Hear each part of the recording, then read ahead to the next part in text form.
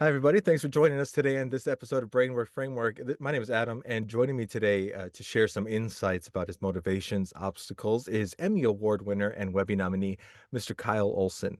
At 14, starting his own video production company, creating a full feature-length film while in high school, and working for dozens of television shows and movies.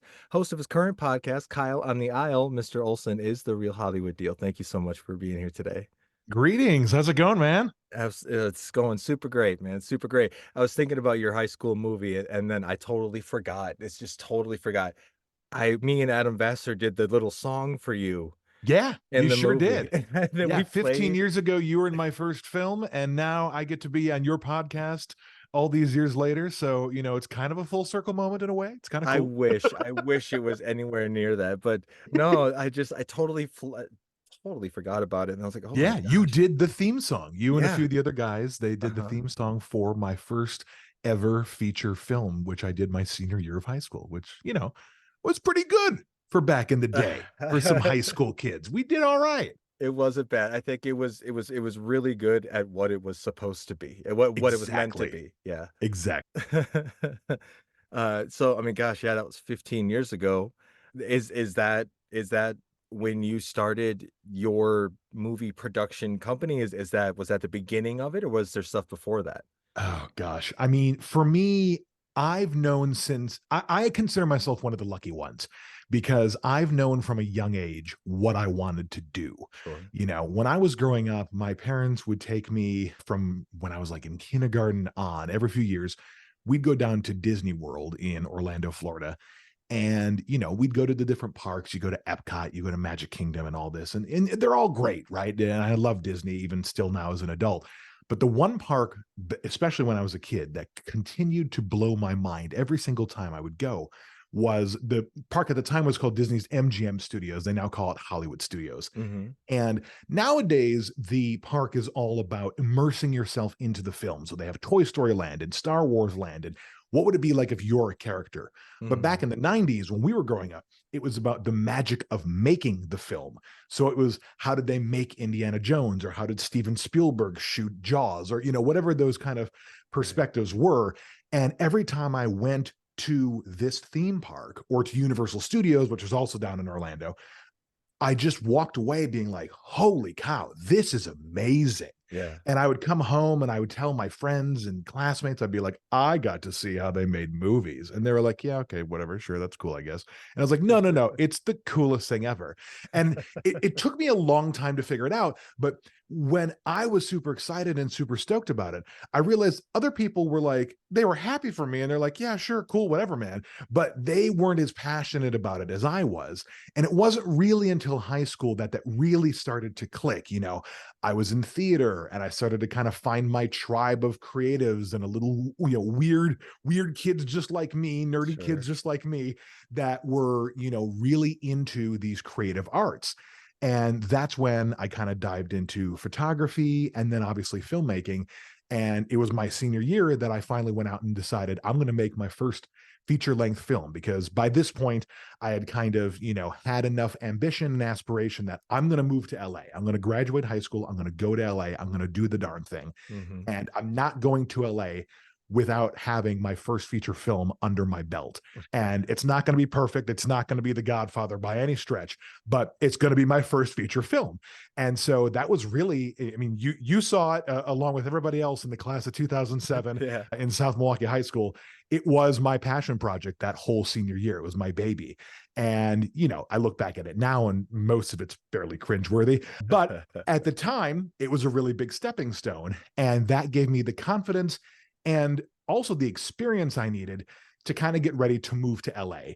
Because moving to LA from a place like South Milwaukee, Wisconsin, Mhm. was a huge adjustment. And it was something that, you don't just get used to overnight. And it took me quite some time to realize this is my place. This is where people like me are Sure. and where I can find a career and, all of those things. So that's really, I think, where it started from. Sure, yeah, and I know that, I mean, being in high school, you deal with high schoolers and whatnot, but you had pretty much the entirety of the community, backing you and involved into this movie. And it Yeah. was just, I mean, it's inspiring to others. I mean, you made the movie, you took it, you've built your, like you said, your career in the last 15 years based on that. And just thinking about it, it's like, yeah, everybody was involved in that. You had the police, you had the principal. It was nuts. It was like, why are there so many people involved in this little thing? But Yeah. the end result, that's why it was a passion project, and it was something that definitely told the story of, yeah, this is Kyle Olson, and he's gonna go and do this for real now. Cool. Yeah, very much so, right? And it was one of those things where like, I know your podcast here kind of talks about like obstacles and things like that, and like one of the biggest obstacles for me getting ready to go to LA was people taking me seriously as a kid from South Milwaukee, Mhm. Wisconsin. I would go to the college fairs that they would have at the high school or at the nearby community centers and whatever. And I remember going to one of them, and I went up to the booth for University of Milwaukee, Wisconsin, and they had a arts program of sorts. And I went in and I said, hey, I'm really interested in being a filmmaker. I really want to do, I want to make films. I want to do the Hollywood thing, the whole nine. And he's like, well, what kind of films do you want to make? And I was like, well, I want to move to LA and I want to work on things like Star Wars or Marvel or I don't know, whatever the big, blockbuster movies are. And the guy started kind of laughing and he's like, well, nobody from South Milwaukee, Wisconsin's going to make Star Wars films. And at the time, that was such a blow. At the Sure. time, that was such a holy cow. Like, is that true? Is that really the case? Am I not going to be able to do that?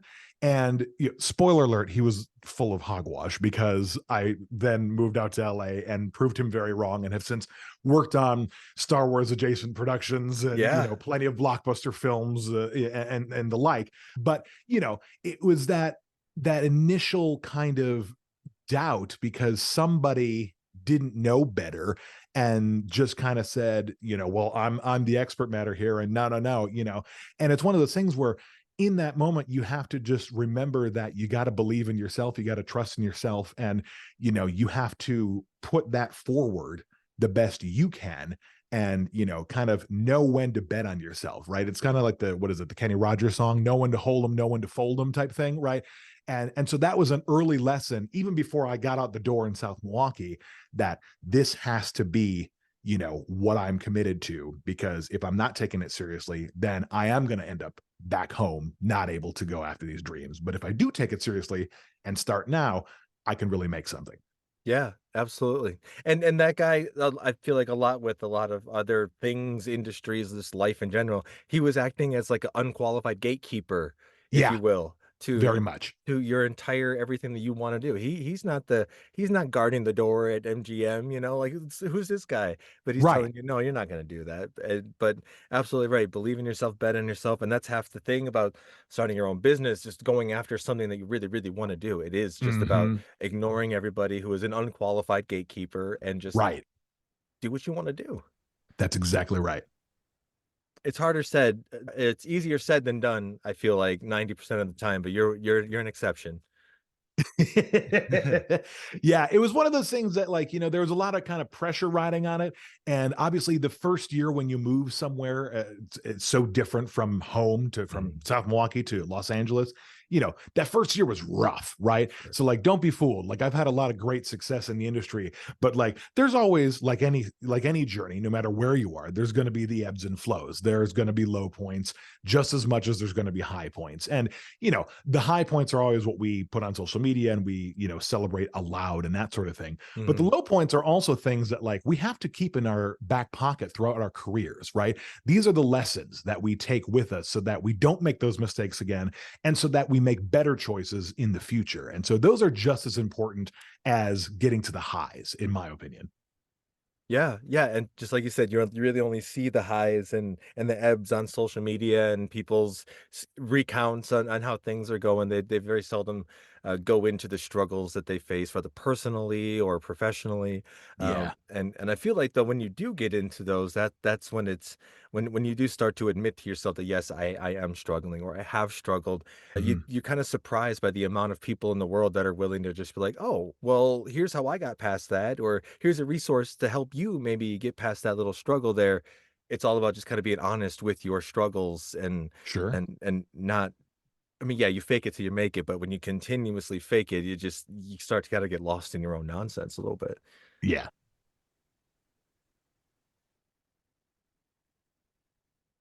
Sorry, I am still getting over that cold. Oh, you poor guy. Yeah, it's rough out here in the Badlands, man.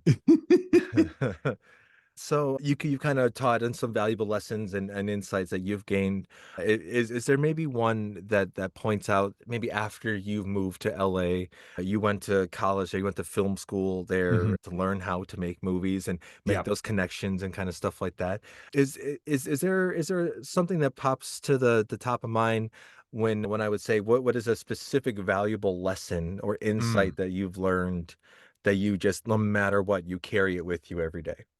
Yeah, there's definitely a few that I've learned since being in LA and being in the industry. You know, the one that we hear all the time, it's so cliche, but it's so darn true, is the teamwork makes the dream work, right? Sure. When you look at a movie, you know, I had the pleasure of working on the Barbie movie, which was a pretty big success in 2023. Yeah. And this is a project that was not a solo endeavor, right? It is a huge cast and an even bigger crew. And this is true for almost every single production you work on in Right. Hollywood. Rarely is it one guy did it all, almost never, right? So there's that. But I think one of the biggest things that I've taken away, or I guess the top two things, because I feel like they're both incredibly, you know, like equally important. The first is that your reputation is everything. And this is something that I learned in Milwaukee, being, you know, a guy that grew up in the Midwest and, you know, you made promises on a handshake, not a contract, Yeah. you know, going out to LA. That was a very good transferable skill that not everyone in LA has. Oh, sure. Um, and what you quickly realize in LA is that your reputation is what gets you your next job. It's not how many gigs you've worked on, it's what people think about you.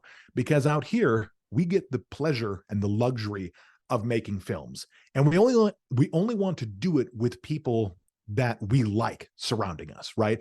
So if you're a jerk, no one's going to hire you to be on set with you, right? And so, or not even if you're a jerk, if you say you're going to do something and you don't, no one's going to bring you back to work on the next film. So you have to be a man or woman of your word. Your Mhm. reputation will always precede you, and that was definitely something that was instilled in me at a young age that throughout my career has been kind of a center point.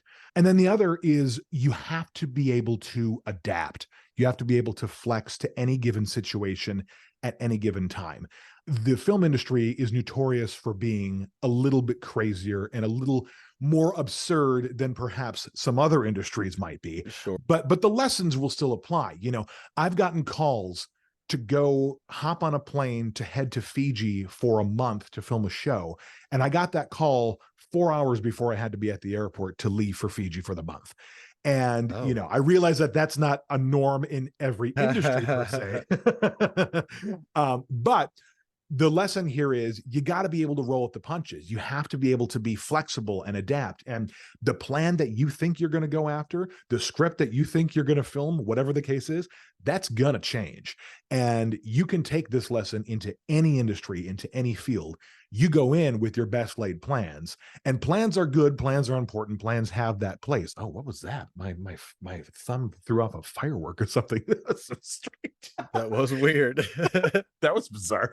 You know, plans are good, plans are important, and plans are a necessary part of any given project. But those plans are inevitably going to change, right? And you have to be able to adapt, and you have to be able to be flexible.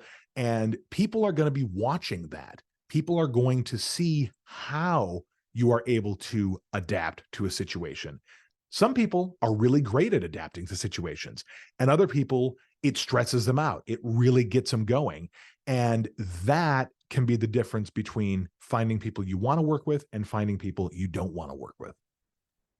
Right. Yeah. And very specific to your industry, but like you said, you get a script, you think you're going to work on that, but it's constantly changing as there's so many Mhm. different people involved into it. But really the end result is you have to take it and you have to do your absolute best with what you're given and Right. produce what is expected for you to whatever the result is expected. That's your job.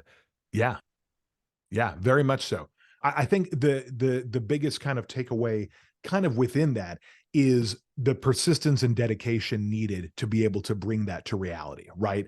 You got to be adaptable, you got to work as a team player, you got to do all those things, but you also have to be persistent and stay dedicated because, you know, I think the American Idols and the Americans Got Talents have kind of made things seem like they're easier than they really are. It's like, well, oh, I'm just going to go and I'm just going to apply for this job or, go sing a song in front of these judges. And then the next thing you know, I'm going to be a star. The next thing you know, I'm Mhm. going to get hired for this gig and everything's going to be great. And the reality is the real world doesn't work that way, right? Right. It looks great on American Idol. It looks great on The Apprentice, but that's not how life is. You have to keep at it. You have to keep going. Even when people say no, you got to bet on yourself. You got to do all those things, right? So I think that's also kind of a part of the big lessons that I've learned. Which again, these are all the things that like at the end of the day we learned about in kindergarten, right? But they're very important and they're life skills that you see time and time again. And these really are the pillars to success. Yeah, and I hear that a lot, that those basic fundamental things about being a conscious human that you learn about as a small child, when Yeah, you apply those principles daily, that's really what builds that foundation for you being able to reach your goals that you wanna reach.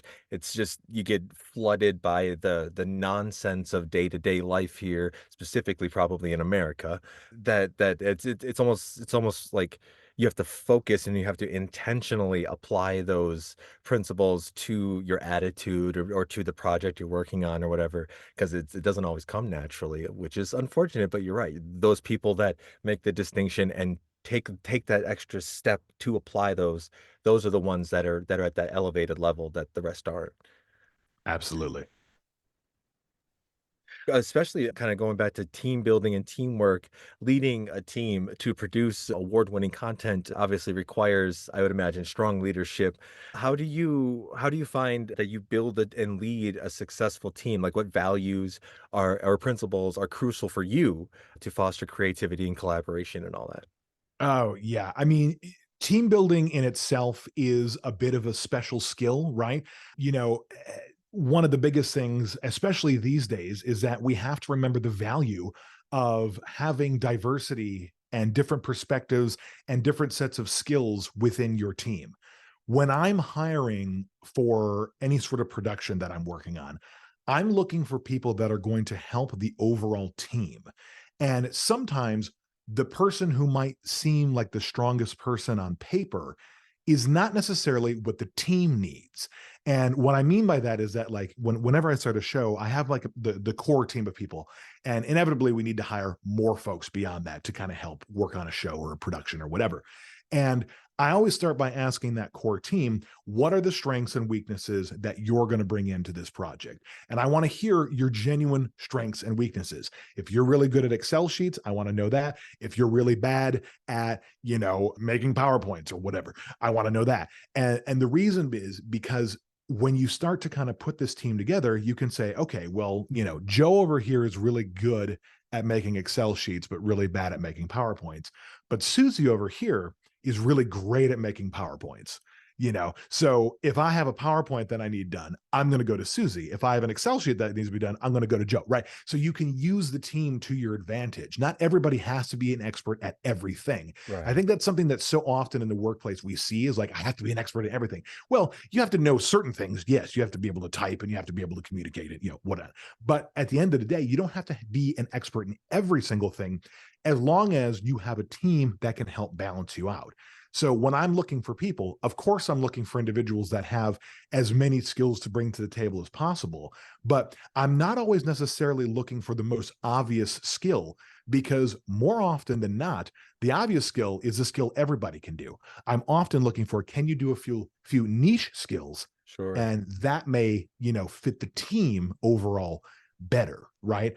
But, overall when it comes to kind of leading the team, the biggest thing I think you can do is trust the team, right? You need to have that open communication with your team. obviously have that respect and not micromanage. No one works well when they're micromanaged. I know Yeah, I don't. I work right. better when I'm trusted by my people to just go off and do what it is that I like to Mhm. do, and get your feedback and have your one-on-ones and all those kind of things. Right. But micromanaging isn't good for anybody. So if I don't like being micromanaged, I'm also in return going to make sure that I'm not micromanaging my team. I'm going to trust the team. I'm going to have that open communication and be direct, be honest, be open with them about what it is that they need to do to succeed. And, whether that's keep up the good work, you're doing awesome, Right. or whether that's, hey, we need to work on some things. All of these can be different ways to get you to success, but in my opinion, are fundamental in leadership. Yeah, yeah, and I feel like a lot of people, when given a task, given the trust of a task, very seldom do they want to intentionally disappoint you. And Agree. and Yeah. and that happens more when you micromanage them, is the disappointment comes because you're not allowing them to take their personal skills, experiences, their own creativity, and let it show into this project because you're sitting there telling them to make sure you color inside the lines, and that's supposed to be blue, not green kind of thing. Yeah. And that's kinda like when you said, I feel like when you get the best out of people, when you entrust them with a task, delegate appropriately, and then just say, "Okay, do your best, and let me know if you have any questions," kinda thing. Yeah, very much so. And, sometimes part of that for anybody on a team is figuring out where to start. One of the most important things in any leader, in my opinion, is being able to make a decision and to say, "Hey, I want this, not that." But that often comes from the initial kind of phase. Disney calls it their blue sky phase, which is like literally just, here it is, the blue sky. We can do anything we want to do. What do we want to do? The example that I often give for the workplace is what was called the Blue Chrysler Building in Chicago. Years ago, Chrysler wanted to build a tower in Chicago. And they got a bunch of executives into a room and they got a designer into the room and they said, "Hey, we want to make a Chrysler building." And the designer was like, "Okay, cool. Well, do you have any guidelines, parameters, anything you want to, tell me as I'm getting started?" And like, well, no, just design a building. That's your job. Your job is to design. Just go design a building and come back to us when it's done. And so the guy goes away and he has no input, no feedback, no idea how to start this thing. So he just says, "You know what? I'm going to make a blue Chrysler building. I'm just going to make a design. It's going to be this tall, it's swirly and blue and da da da da da. And I'm going to take it in." And he takes it in and he puts it in front of the executives and he goes, "Here it is, the blue Chrysler building." And the first guy's like, "Well, absolutely not. It should be red." And then the next guy, "That is way too short. It needs to be taller." And suddenly he Right. starts getting the feedback, Right. right? But in any job that we do, oftentimes we need to just make that blue Chrysler building. We just need to put something out there to start with because having no idea isn't going to get us anywhere, right? So somebody has to be brave enough to say, "I'm just going to throw something out there." And Sure. either people are going to say, "Oh my God, that's brilliant. That's exactly what I wanted." Or they're going to say, "Actually, maybe I want it a little bit different. Maybe I want it here. Maybe I want it there," right? And if you take those notes and you take that feedback, you'll ultimately get to wherever it is everybody wants to go. So I think that's an important part of the process too, is being able to kind of, throw that out there into the ether and also be able to make the decisions. If you're the one that's in charge of making the decisions and Mhm. somebody brings you a blue Chrysler building, you have to say, "Yep, that's what I want," or "No, that's not what I want." You can't be in the middle. You got to decide, pick a lane. Right, right, pick a lane. But the point is though, is like you said, having the bravery to create something, to use your own creativity, your own experiences, and produce something at least. Yeah, Give something worthy of feedback. exactly. And I mean, I can't. But so, what would you say is the largest team that you have been personally responsible for? Oh gosh. I mean, I have worked on films and TV shows that have been as small as a crew of 5 or 10 people and as large as a crew of 400 or 500 people. Oh my, I've been on shows and movies that have a budget of $30,000, and I've been on ones that have a budget of $100 million. And what's sure. interesting is that, you'll compare, they'll, you can even make it a little bit more interesting. I've worked on $10 million budgets and I've worked on $100 million budgets. And both of those, which all sound like incredibly large budgets, right? Both of those will have budgeting issues. Both of those will have different reasons that play into why are there budgeting issues on this Oh. particular set, right? Despite the fact that both of those amounts seem incredibly large. Yeah. But there's always going to be something that somebody wants that's going to cost more money than you have in the bank, right? And so, you really have to kind of start to think about how are you going to make the right decisions and overcome it. And, it oftentimes starts with as simple as, okay, what do we need to do? What are the must haves? What are the want to haves? And Mhm. kind of just starting to parse through and see where we can make the best choices. Right, right. It's kinda like having it's essentially like a vision board that you keep adding to and removing every time something else comes up, right? Exactly. Which this goes back to the adaptability, right? Right. At the end of the day, you start with one script, but you end with a very different one. And that's because throughout the process, things are just going to change naturally because of a million different elements that are in play when we make a production. And, people think that that might be limited to just making a TV show, but that's not. That can be with literally any project in life, right? When you start a project versus when you end a project, it's going to be different every single time Right. because there are different factors in play. The manufacturer, wasn't able to get out the thing on time, so you had to go with somebody else, or so and so got sick, or a pandemic happened, or whatever, Right. right? There's just all these different factors that are always going to change. Yeah, yeah, you were working that industry during the pandemic, which brought a lot of things to a halt for a lot of places all over the world, Yeah. but obviously that one too. But you navigated through that and made your way to here, I suppose. Yeah, Uh, absolutely. was there anything that kind of comes to mind? Any specific obstacles during the pandemic that, I mean, other than the obvious, that you absolutely had to overcome and navigate to save the production or just your reputation or something? Oh gosh. I mean, one of the trickier things for us was figuring out how to get back to work safely. Our Sure. industry doesn't work unless we're all in a room making art, right? When they tried SNL on Zoom, it didn't work, right? Because everyone's just sitting in their own little Brady Bunch square and it's Yeah. not funny, right? No. So we learned very quickly, like the first few weeks of the pandemic, it was really cool to see what is it like in these people's living rooms. Mm, And then after like the first week, it got really boring really fast. And so the industry, again, adaptability, learned very quickly that we have to figure out how to make this work. mhm. And it's going to be different and it's going to be hard and it's not going to be what we like, but we have to figure out a way to do this. And the way that we ended up doing it was by saying, everyone that comes to set, every single day, you're going to take a COVID test. Oh. And by doing so, we will catch people before they come on set so that we can kind of maintain a relatively secure bubble by doing the testing every day and this sort of thing. And so it's interesting because back at the very beginning of the pandemic, the COVID tests that were done, I don't know if you remember the early days of the COVID testing, Yeah. they had the really long Q-tip that Yeah. it felt like it went through your nose and all the way to the back of your throat. Yeah. The industry, the entertainment industry got so tired of having to do those tests every day that all of the studios got together and said, we're all going to chip in to help science figure out how to make these tests better because we're sick of having, this Q-tip shoved through our nose into the back of our throats every single day when we go to work. And because the studios were able to come together, these are the studios that compete for the summer blockbusters and all this, right? Right. But studios saw a collective opportunity to say, we need to save our industry, we need to save our sanity and anything that's left, right?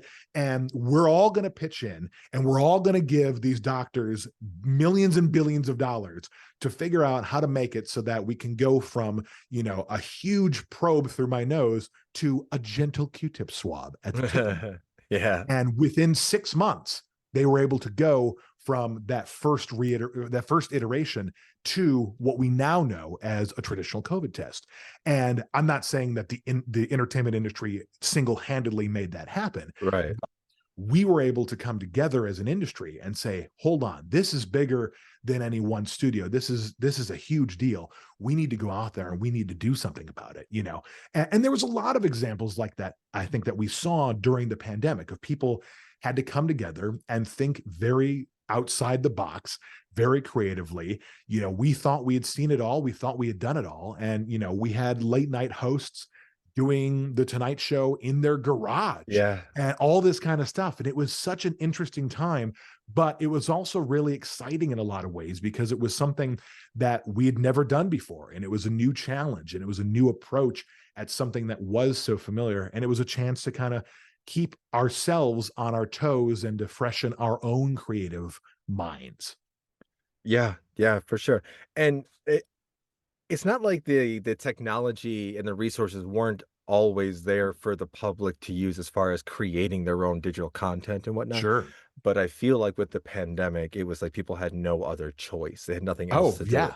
100%. And that is where, I mean, it's probably been before 2020, but I feel like over the last 4 or 5 years really has been the explosion of everybody with a camera, everybody with a phone is making whatever they want to consider content Very much. nowadays. Yeah. Um, and you in your industry doing it so precisely and meticulous and professionally, is there anything, I guess, just off the top of my head, that stands out that you've seen personally that has been kind of just amateurly made by a person that just like, wow, that was actually pretty good? Oh man. I mean, there's so many things, you know, I for the longest time I told myself I wasn't going to get a TikTok, and then I caved one day and I got a TikTok. And if you look at my TikTok feed, it's all these really cool videos of these, you know, no-name amateur filmmakers that are just doing incredible stuff. They've Sure. got amazing effects or seamless transitions, all these things that even a few years ago were relatively unheard of or very difficult to do. You know, it's interesting because the industry has evolved so much. You know, back when you and I were in high school, you know, the biggest way that we saw movies is we went to the movie theater or we went to Blockbuster, and 100%. we would rent a movie and we'd take it home. And it wasn't until like pretty much when I graduated high school and moved out to LA that Netflix started to kind of enter the scene. And not only did we see an evolution from the blockbusters to the streamers like your Netflix and Max and, you know, Peacock and all those, we also saw an evolution in how we were making content. You know, when I filmed my, you know, high school feature film, this was on a mini DV camcorder, which at the time was like the top of the line kind of, you know, software, hardware technology that you could use Sure. to make a film. This was before high definition. This was before 4K. You know, this is before all of that, right? And that sounds like it was, you know, what was this? The Jurassic era? No, this was 15 years ago. Right. And so, Yeah. like, you know, we've come such a long way in such a little time. But, you know, when I first got out to LA, it was, well, this guy's a director, this guy's a camera operator, and this guy is an editor. And now all of those jobs are often one guy running a TikTok on his freaking iPhone, you Yeah. know? Yeah. And it's changed the game completely. And you know, as I said earlier, teamwork makes the dream work. You still need to have that team. You know, you cannot do everything yourself. Right. But what we're seeing is that a lot of people are becoming more of these triple, quadruple threats, taking on more on their own so that they can become the cream of the crop. They can get to Mhm. the top and become more impressive and, you know, catch the eyes of the studios and what have you. Yeah, yeah, I've seen some pretty incredible things where I just like I I don't have the time to sit there and invest in Oh, that. I know. It's just it's crazy the way some people do their own things. And you, I mean, yeah, you made that thing 15 years ago, but a lot of things since then, more recently, right before the TikTok explosion in 2018, I believe it was, right? When you had your the movie that you won the Emmy for, the Last Yes, Signal, the right? last signal. Yep. Mhm. Now that is about a World War II veteran, correct? Yeah. Where did that come from? Oh man. So the movie is basically two World War II veterans that served in the war together. Okay. They were on the same ship, the LST 218, and they, were just out of high school, 18, 19 years old, and they served for a few years on this ship. And then once their service in World War II was done, they both went their separate ways and lived their separate lives. And it wasn't until they were both in their mid 90s that both of them became convinced that they were the last remaining members of their ships. And it was in that moment that one of them took to social media with the help of his daughter and they put up a post. And like any good thing on TikTok or social media, the post went viral, right? Sure. And hundreds upon millions of people ended up seeing the post, myself included. I was one of those people. And so I reached out to the family and I said, "Hey, this is incredible. Have you found anybody?" And at the time they had not, but I said, "Well, if you do, you keep me posted because that would be a heck of a story." Sure. And a few weeks pass and I get a phone call and they said, "We think we found somebody from that original, mission on Sure. the ship." And I said, "I would love to come along and bring one of my crews and film this, be flies on the wall, and kind of watch history, happen before our very eyes and see the history in the making." And what's so cool about it is that so many times you watch World War II films and it's these, Saving Private Ryan and Pearl Harbor, and they're all movies that are basically recreations of what happened at the time, right? Right. And those movies and those productions have a huge place in our society and culture and all of that, and that's amazing. What I love about The Last Signal is that it's a World War II story told from today's perspective. Right. Facebook is, for lack of a better phrase, a character in the story, right? Because that's how they found each other. They found each other on social media. They're these two 90-year-old dudes that Right. are finding each other because of Facebook. And so it's interesting because you see it through the lens of something that's very different than what, that generation is kind of used to. Mm. And it made for such a refreshing way to tell a World War II story. And I think that's ultimately why we found ourselves with the accolades that we did, is because it was a really compelling story with really great people telling really awesome tales of their time from yesteryear, but doing it in today's lens and not recreating it, and just two old guys reliving their past in a very raw and real way. And it was just, it still remains one of the highlights of my career and of my life, being able to work on it. Not just because the Emmy, yeah, the Emmy's cool, but because it was just such an amazing story and something that you sit there and you watch it and you listen to these guys, you feel like you're in a time machine. Sure. Sure. Yeah. Yeah. I've had very brief moments of that, talking with older grandparents, their Mhm. friends or something about their life when they were my age or something. And Sure. as they're speaking, I'm imagining everything is through that sepia filter from the beginning of Wizard of Oz, because I just imagine that's Yeah. how the world was before. It wasn't, but No, and that's just it, right? It was very much color back then. We see it now as black and white, but they right. saw it then as color. And if they can tell that story right, you can see that color too. And that's what's so special and so interesting about it. Yeah, absolutely. Yeah, I mean, like you said, those movies, those recreations, reenactments do have a place in our culture, but here in the story of those that survived afterwards, the one that went to have on 50 years of life Yeah. afterwards, and stuff like that. Yeah, it's definitely moving, and I think the accolades you received were definitely earned, and so it's congrats on that years later. Thank you very much. No problem. Not that, hey, here's me saying congrats on your Emmy. I'll take all the accolades I can get, buddy. Trust me. The more recent thing that you've done from that has not been a film specifically, but a podcast. Yeah. The big one that you did that you had got your nomination, your Webby nominee for, was it Love and Justice? Yes. Love and Yes. justice. Where did that come? I mean, these are two totally random things, it seems like. People Where did probably that? wondering, like, how on earth did he go from a World War II documentary to a true real life murder mystery, kind of Yeah. thriller podcast? Unfortunately, this story actually comes from real life. It stems from Milwaukee County, which, of course, as you know, is where I was born and raised. Yeah. One of my good friends growing up was a guy named Anthony Love, and he had a sister named Ashley Love. And shortly after Ashley had graduated high school, she was murdered in not only in her own home, but inside her own bed. And it's been over 15 years since that has happened. Wow. And still, we have no answers, no justice, no suspects behind bars. And as you can imagine, that's very frustrating for her family, her friends, for anybody that knew her. Yeah. And as somebody who had a father as a police officer, Mhm. it's somebody that knows, what justice looks like, and can see that.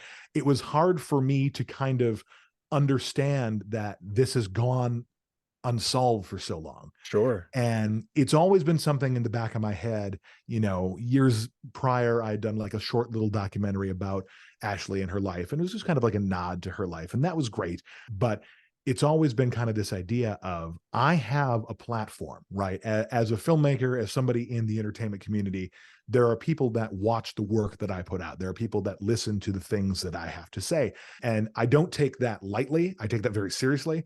And so I want to make sure that whatever I'm putting my efforts and energy into is something that, can, it may not save the world or change the world, but it's at least net positive, right? Sure.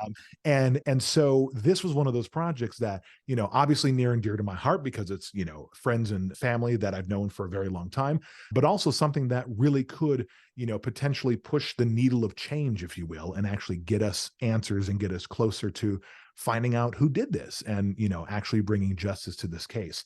So I had a team that I kind of helped get assembled, and we went around Milwaukee and during the pandemic interviewed lots of people from all over the place, both while I was physically present in Milwaukee and also, in meetings over Zoom and Skype and what have you. And we were able to put together this kind of mini series where we kind of went through Ashley's life and looked through many different lenses at many different angles of what could have Mhm. happened, what do we think happened, what do other people think happened, in an effort to really get the full story out there and to, help move the needle forward on the case. And while the case hasn't been solved yet, we've been able to make some pretty significant contributions to the case. A lot of tips have come forward, which have since been taken to the Milwaukee Police Department. And we were able to do something really fantastic. And when the murder first happened, the police department came in and, like they do for any investigation, they took a bunch of evidence with them. And Yeah. for this particular case, there was a lot of photographs that were taken from computers and iPads and phones and digital cameras and physical photos and what have you. And for over a decade, these photos have just kind of sat in the Milwaukee PD archives. And the Oh, family hasn't seen these photos. And a lot of the pictures were photos of Ashley at the end of her life yeah. that the parents and family never got to see. And so, through the help of the podcast, we were able to get the Milwaukee Police Department to bring those photos and hand them back over to the family so that at the very least they were able to have some of these memories that have really only been but a memory, Right. but now have kind of tangible in hand, photographs, and be able to really see things in a new light. And so that's been neat to see. And it really was a fine example of the community coming together, rallying behind a cause, to not only get out the photos but also to get new tips in, and the whole nine. It's one of the reasons that I'm still so proud to call Milwaukee home, is because there is nothing quite like the Milwaukee community. Sure. And we put this podcast out not sure what would happen, and it became an Apple Top 25 podcast, not just in Milwaukee, but in the United States and in over 30 countries around the world, which still kind of blows my mind. But the fact that this touched so many people, speaks to the kind of, overall message and theme of this case. We may be talking about Ashley Love in this particular story, Mhm. but this is so much bigger than one person or one case. And that's also not lost to me either. Wow, 30 different countries. That's insane. That's insane. Yeah. So many people. And it probably not going to bring closure to the family, but at least re-highlighting the positive moments at towards Yeah. the end of her life, allowing them to relive them, sort of thing. It's almost the best you can hope for, really, without Yeah. any sort of real result, right? Yeah. That's crazy. That's crazy. Well, congrats on the nominee for the Webby. Sorry you didn't win it, but Well, all if it right. wasn't for the fact that we were up against Tom Hanks, we probably would have had it. But he's a hard one to beat. Oh man, every time if I had a nickel, every time I went up against Tom Hanks. That's funny. I did want to ask a question, just kind of get some insight from somebody who I would never be able to ask this question, who would be able to tell me an answer. The emergence of AI Yes. in the film industry, in content creation, entertainment, in Sure. the world, you know what I mean?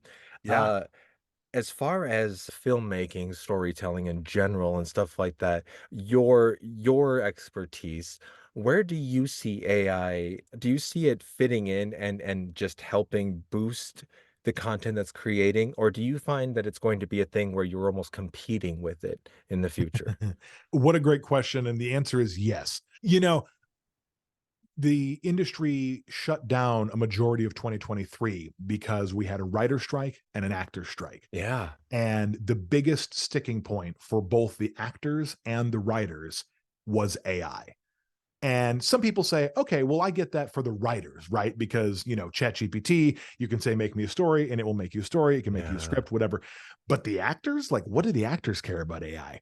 And the truth is, there's a lot of insane work being done in the field with video integrated with AI, Yeah. where we can literally make people, we can make extras, actors, what have you, and we can own somebody's likeness by just paying them a simple day rate and have a digital copy of them for life. So Right. who needs to pay actors in the future when we own digital ones in the present, and all this. And so it became a huge talking point during the strikes. It's why it was the longest strike we've ever seen in the history of our industry. Sure. It literally brought everything to a standstill, and it's because there are a lot of concerns and there's a lot of fear behind the AI. At the same time, I think everybody understands that there is good that can come of it, right? Sure. Every writer knows what it's like to have writer's block, and you're sitting in a writer's room at 2 o'clock in the morning and you need to put three more jokes into a script so that you can send it off to the executive producer. And wouldn't it be great if I could just go onto a website and say, I need a bunch of jokes about dinosaurs or I don't know, whatever. And, maybe the AI doesn't give you the exact joke, but it may stimulate a Yeah. thought that brings you the idea that you put in to write the next joke or whatever, right?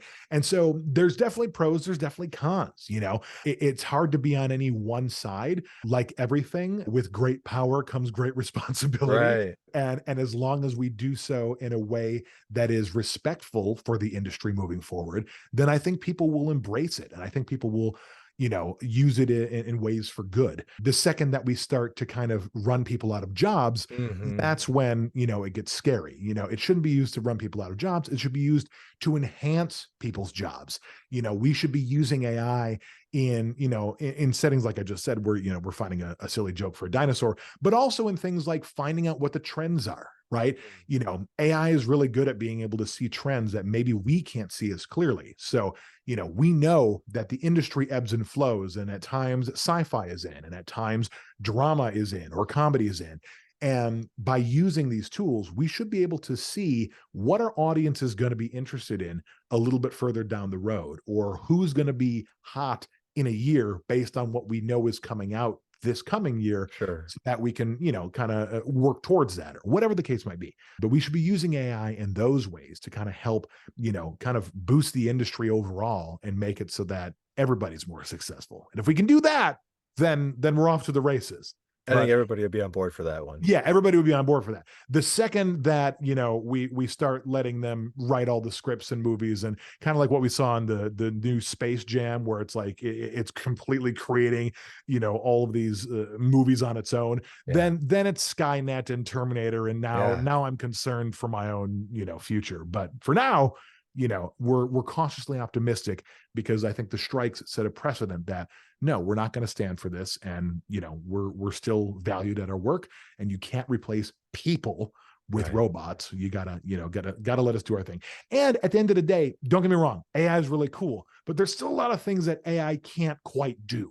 And it's funny because, like, I bring up that joke example, but oftentimes if you ask AI to write a joke, it still doesn't quite understand the subtleties of human interaction and Yeah. connectivity, and things that we find funny, or things that are funny, or dare I say aren't funny, right? Yeah. So Right. those are all things that are also kind of interesting to see, and no doubt they'll evolve, but so will we, right? So you hope that that stays balanced enough that everything ends up being okay.